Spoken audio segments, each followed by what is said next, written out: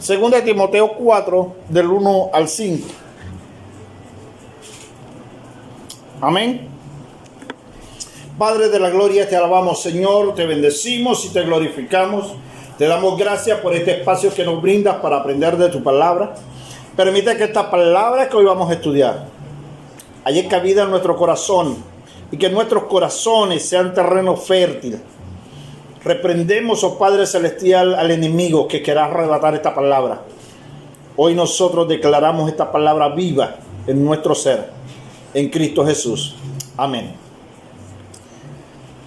Te encarezco delante de Dios y del Señor Jesucristo, que juzgará a los vivos y a los muertos en su manifestación y en su reino, que prediquen la palabra, que instes a tiempo y fuera de tiempo, redargullas, reprende, exhorta con toda paciencia y doctrina. Porque vendrán tiempos cuando no sufrirán la sana doctrina, sino que teniendo comezón de oír, se amontonarán maestros conforme a su propia concupiscencia, y apartarán de la verdad el oído y se volverán a las fábulas. Pero tú, sé sabio en todo, soporta las aflicciones, haz obra de evangelismo, cumple tu ministerio. Amén. Y de pronto esto es un pasaje que Pablo le está diciendo allá a su siervo fiel Timoteo. Ahora pudiera el apóstol Pablo estar diciéndonos a nosotros: tú, cada uno de ustedes y yo, el versículo 5, pero tú, sé sobrio en todo, soporta las aflicciones, haz obra de evangelismo, cumple tu ministerio. Esa es nuestra responsabilidad. Lo que pudiera el apóstol Pablo está diciendo en costeño sería: tú aguántate, mantente firme a pesar de las circunstancias, porque debes cumplir tu ministerio o tu propósito. Pero el apóstol Pablo le está diciendo que tenga cuidado y le encarece delante de Dios, el versículo 1, que juzgará a los vivos y a los muertos. ¿Esto qué quiere decir? No habrá nadie. Hay dos sucesos que esperamos. Uno es el arrebatamiento y el otro es la muerte. Si te mueres, te llamarán a cuenta. Si estás vivo, cuando suceda, te llamarán a cuenta. O sea, no habrá forma de que no te llamen a cuenta. Sin embargo, el Romano dice: ninguna condenación hay para los que están en Cristo Jesús. Amén. O sea, aunque nos lleven a juicio, nosotros podemos estar tranquilos, porque el juez que juzgará será el juez justo. Entonces el apóstol Pablo dice: te encarezco delante de Dios y del Señor Jesucristo, que juzgará a los vivos y a los muertos en su manifestación y en su reino, que prediquen la palabra, que instes a tiempo y fuera de tiempo, redarguye, reprende, exhorta con toda paciencia y doctrina. ¿Qué es lo que va a hacer Timoteo? El punto número 1 es: predica la palabra. ¿Y por qué el apóstol Pablo está instando a Timoteo que predique la palabra? Y le dice: porque vienen tiempos. ¿Qué tiempos son? Cuando no sufrirán la sana doctrina. Versículo 3. Tú procura predicar la palabra. ¿Por qué? Porque será la forma que tengas para anunciar la verdad. ¿Por qué la única forma que tenemos para anunciar la verdad es la palabra? Porque es nuestra única verdad. ¿Y por qué el apóstol Pablo le dice a Timoteo que vaya a la palabra a buscar lo que va a enseñar? Vendrán tiempos cuando no se sufrirá la sana doctrina, y apartarán de la verdad el oído y se volverán a la fábula. Entonces, habrá un tiempo que será peligroso, porque lo primero que sucederá es que la doctrina que sana no se predicará. No se predicará una doctrina que haga cambiar al hombre, que transforme su forma de pensar, que transforme su forma de actuar, sino que se predicará una doctrina de fábula, lo que el público quiere oír. Y cualquier parecido a la realidad es pura coincidencia. Por algo Pablo dijo que eso sucedería en los últimos tiempos, y esa es una de las señales que nosotros tenemos, que este es el último tiempo. Se amontonarán muchos teniendo comezón de oír. Sin embargo, se amontonarán ¿dónde? Donde no sea reprendido su pecado, donde nos declaren bendición y nos declaren prosperidad. Pero el apóstol Pablo le dice a Timoteo: sé sobrio y soporta la aflicción. O sea, los tiempos para los que prediquen la verdad serán peligrosos. La Biblia dice que el enemigo se levanta contra el pueblo de Dios porque sabe que le queda poco tiempo. Y ahora vemos que lo que el apóstol Pablo le está diciendo a Timoteo es nuestra vivencia de hoy. A pesar que otros se hayan ido a la fábula, a pesar que otros enseñen doctrina de demonios, a pesar de otros, todo lo que Pablo le está diciendo a Timoteo: tú predica la palabra. De pronto hoy es la palabra para casa de Dios. La palabra será nuestro fundamento en los momentos difíciles. Y será nuestra respuesta clara cuando alguien demande que expliquemos por qué hacemos o por qué no hacemos. ¿Cierto? ¿Por qué? Porque se levantarán muchos que enseñarán fábulas y muchos les seguirán. Es lo que el apóstol le está diciendo a su hijo Timoteo. Pero hay algo bien importante que tenemos que tener en cuenta, y lo vamos a ver en el libro de Gálatas, capítulo 3. Hoy quiero que nosotros estemos atentos a las cosas que pueden suceder, porque algunas de esas cosas que a nosotros nos maravillan, algunas de esas cosas que a nosotros nos pudieran no ser reales, pudieran no ser de Dios. Dice la palabra de Dios: oh Gálatas insensatos, ¿quién os fascinó para que no obedezcan la verdad?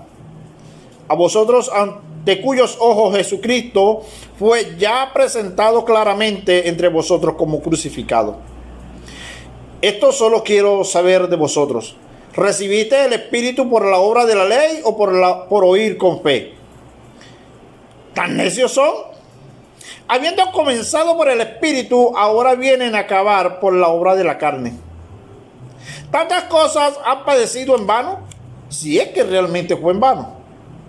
Aquel pues que os suministra el Espíritu y hace maravillas en vosotros, ¿lo hace por la obra de la ley o por el oír con fe?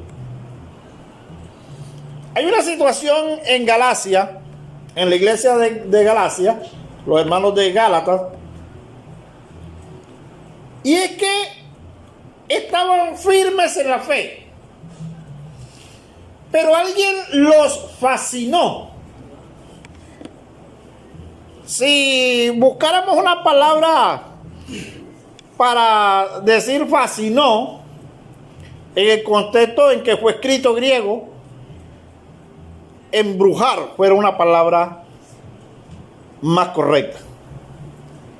Porque fueron fascinados, fueron engañados a través de alguna arte o de hechizos. Es probable eso, sí. Fueron encantados, amén.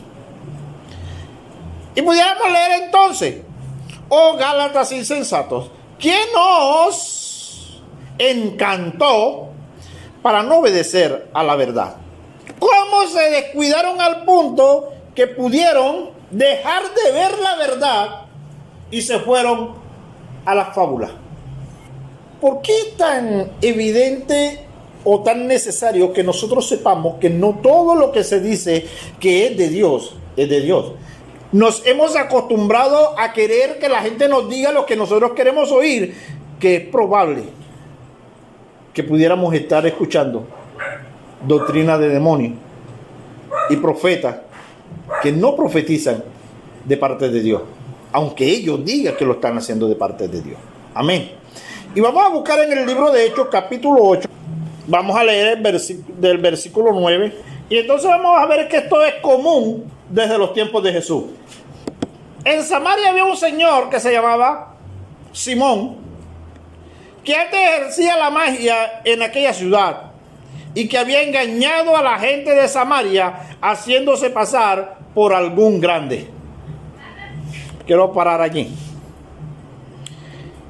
En Samaria había ¿qué? ¿Qué era lo que él era? Era mago, ejercía la magia y había engañado a la gente de Samaria haciéndose pasar por algún grande. ¿Por qué los había engañado? Porque no estaba diciendo que él eso lo hacía con magia, sino que ya se ponía en otra posición. Y ahora vamos a ver la posición en la que se colocaba. A este oían atentamente todos, desde el más pequeño hasta el más grande, diciendo: este es el gran poder de Dios. Entonces lo que Simón el mago hacía creer a la gente para que todos estuvieran al pendiente era que él, aunque utilizaba la magia para hacer cosas, él decía que era un grande de parte de Dios. Eso era lo que la gente le estaba creyendo. Que Simón era ¿qué? Lo que él ejercía era el gran poder de Dios. Pero el escritor de los Hechos, antes de decirnos lo que la gente creía, nos dice realmente lo que Simón era. Era un mago engañador. O sea, había engañado a la gente en Samaria creyendo que el poder que él ejercía era de parte de Dios. Cualquier parecido a la realidad puede ser mera coincidencia, ¿cierto? Pero Pablo le estaba advirtiendo a Timoteo que sucederían cosas como esa. Y luego vemos en Gálatas que estaban sucediendo cosas como esa. Pero ahora estamos viendo en Hechos que incluso se conoció el nombre del hechicero o del mago que decía que venía de parte de Dios. Le estaban atentos porque con sus artes mágicas le había engañado mucho tiempo. La recomendación de Pablo a Timoteo es que vendrán engañadores y la gente, teniendo sed de oír, se amontonarán a oír maestros que enseñan según su propia concupiscencia, según lo que ellos desean o lo que ellos quieren o lo que el auditorio quiere oír. Amén. ¿Por qué vamos a estar pendientes de esto? Porque nuestra salvación depende de que lo que estemos oyendo y que lo que estemos enseñando sea realmente palabra de Dios. Un dicho popular dice: no todo lo que brilla es oro. Pero en el libro de Hechos, capítulo 13, en el verso 6 y 7, y habiendo atravesado toda la isla hasta Pafos, hallaron a cierto mago falso profeta. Era un mago profeta, ¿cierto? La Biblia está diciendo, enseguida dice que era un mago, ¿que era qué? Era un falso profeta. Había un mago que era falso profeta. Y habiendo atravesado toda la isla hasta Pafos, hallaron a cierto mago, falso profeta judío, llamado Bar Jesús. Entonces, este mago se hacía pasar por un profeta, pero el escritor ha hecho enseguida marca que era un falso profeta. Un falso profeta que se llamaba Bar Jesús, que estaba con el procursor procónsul Sergio Paulo, varón prudente, llamando a Bernabé y a Saulo, deseaba oír la palabra de Dios. Pero le resistía Elimas, el mago, pues así se traducía su nombre, procurando apartar de la fe al procónsul. ¿Qué era lo que quería el mago? Apartar de la fe a quien Pablo y Bernabé le estaban predicando. O sea que esto que está sucediendo hoy en las iglesias no es nuevo, ¿cierto? Ya viene de tiempo atrás. Pero el apóstol Pablo le está diciendo a Timoteo que eso en los últimos tiempos se hará más fuerte. Por eso hoy nosotros pudiéramos encontrar pastores, evangelistas, maestros, apóstoles, diciendo cada cosa que cuando usted lo lleva a la Biblia, entonces nos damos cuenta que la Biblia no dice realmente eso. Y hemos dicho acá cosas tan simples como que el pastor dice que la señora cristiana que vive con un esposo que es borrachín no puede tener relaciones sexuales con él para que no se contamine, cuando la Biblia dice que ella santifica a borracho.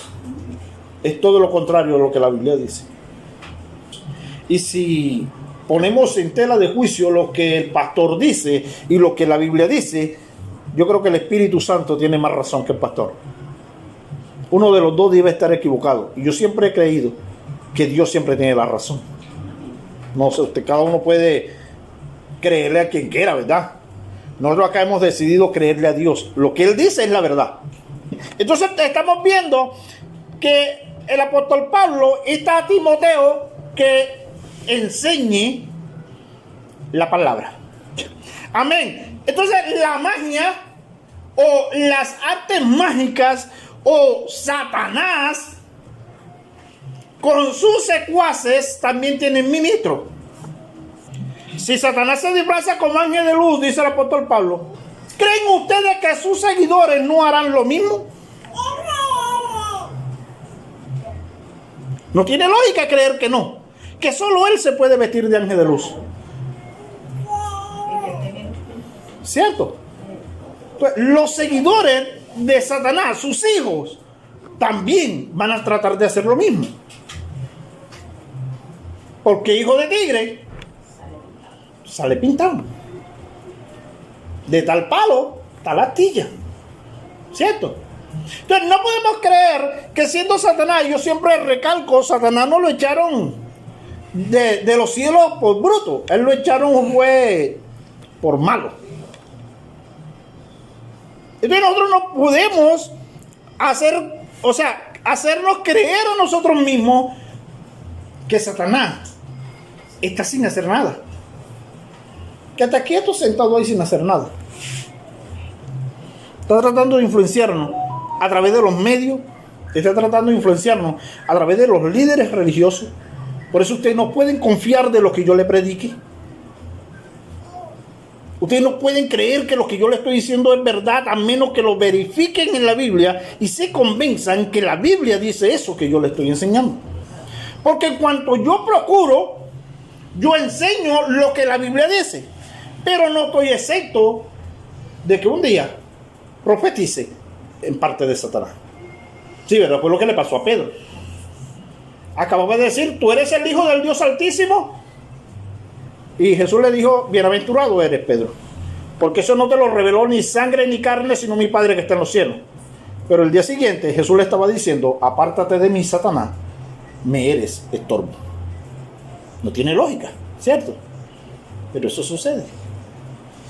Entonces, ninguno de nosotros podemos confiarnos, ni del líder espiritual, ni del profeta, ni del evangelista.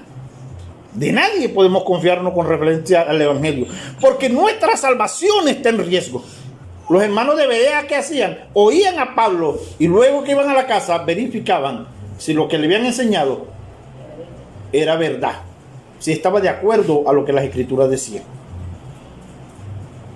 Nosotros no podemos seguir tragando entero lo que nos dicen, ¿Por qué? Porque estamos en los últimos tiempos. Eso implica que nuestra salvación hoy está más en riesgo que ayer. Porque cada día será más difícil llevar la sana doctrina. Cada día será más difícil hacer que la gente crea la verdad de Dios. ¿Por qué? Por lo que dijo el apóstol Pablo. Porque habrá mucha gente enseñando lo que la gente quiere oír. Y entonces se irán a la fábula. Se irán a la mentira. Se irán a oír eso que ellos quieren oír. Prosperidad, salud, bienestar. Pablo le dice a Timoteo, tú padeces, mijo, pero enseña la palabra. Lo que estaba pasando con los hermanos en Gálatas es que luego que habían creído la verdad, ahora estaban caminando en reversa.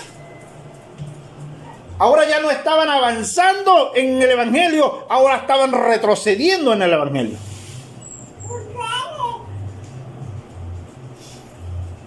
¿Puede ser nuestra verdad hoy? Sí, puede ser nuestra realidad. Entonces debemos nosotros ser conscientes que el enemigo va a tratar de estropear lo que Dios ha hecho en nosotros.